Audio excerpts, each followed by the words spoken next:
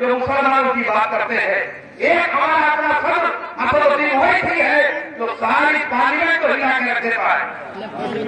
वैसे ही ये भी मजलिस इत्तेहाद मुस्लिमीन के उम्मीदवार है और ये इनको अपने पुरखों से कौम की खिदमत का जज्बा मिला है। आप इनको विधानसभा में भिजाइए, उसके बाद बोलेंगे आप कि आपका फैसला कितना सही था। हमको मुंतशिर होने की जरूरत नहीं है, हमको मुतलिक रहना है।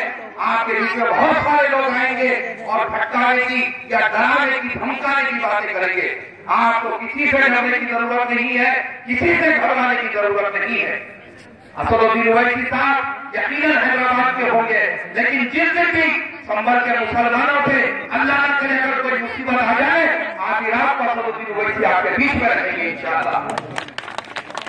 अल्लाह उसके रसूल के बाद आप पूरा यकीन रख सकते हैं कि जब कभी संभल के मुसलमानों को जरूरत पड़ेगी असद साहब की, असद साहब आपके बीच में रहेंगे।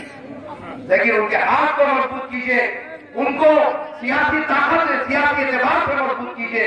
देखिए उसके बाद कि कौन हमें डराता है, कौन हमें धमकाता है।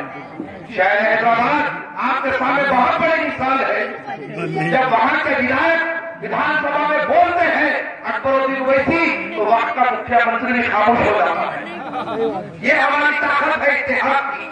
हैदराबाद में इत्तेहाद ही है जो आज मुसलमान फलाह बहबूद की तरफ तलाशी पे जा रहे हैं। आप ये एक बार मुत्तहिद हो जाइए, मुनज़्ज़म हो जाइए और ये बतला दीजिए कि मुसलमान जब कोई फैसला करता है तो मजबूत फैसला करता है, और जब फैसला करता है तो जालिमों को अपनी सफों से निकालकर फेंक देता है और इंसाफ पसंद को लाकर बिठा देता है। अस्सलामु अलैकुम व रहमतुल्लाहि व बरकातहू।